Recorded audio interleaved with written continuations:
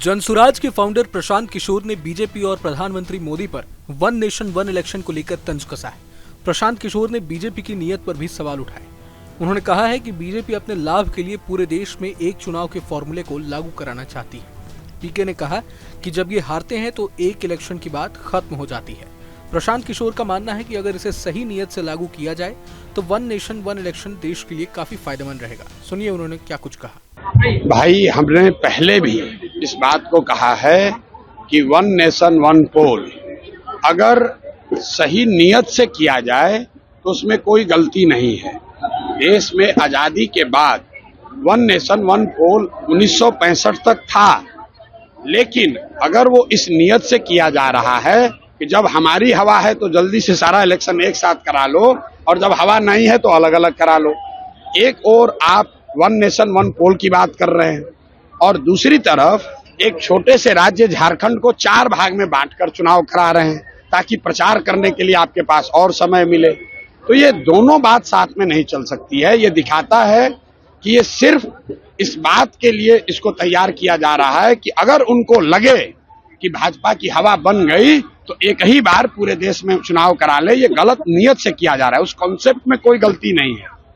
One nation one पोल हो, उससे कोई देश का नुकसान नहीं है, लेकिन नियत सही होनी चाहिए। कोई भी कानून आप जब बनाते हैं तो उसके पीछे, कानून से ज्यादा उसके पीछे नियत क्या है उसको देखने की जरूरत है।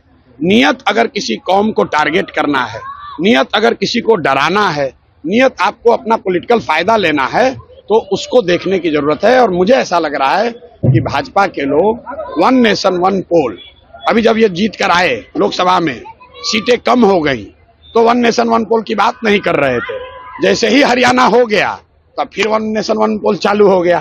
तो आप अगर देश के हित में है तो कीजिए, लेकिन अगर देश के हित में है तो चाहे आप हारे या जीते, दोनों ही परिस्थिति में हित में है। अपने हार जीत से जोड़कर उसको देश पर ना थोपे, ये बात है। दरअसल बेलागंज के निमचक गांव में वन नेशन वन इलेक्शन पर प्रशांत किशोर ने अपनी प्रतिक्रिया दी। उन्होंने कहा कि वन नेशन वन इलेक्शन सही नियत से की जाए तो इसमें कोई गलती नहीं है।